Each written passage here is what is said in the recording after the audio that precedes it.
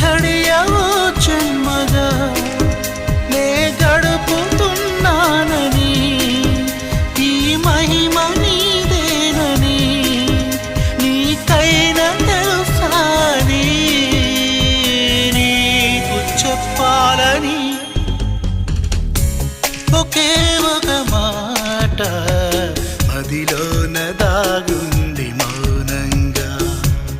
ఒకే ఒక మాట పెదవో పలేనంత తీయంగా నా పేరు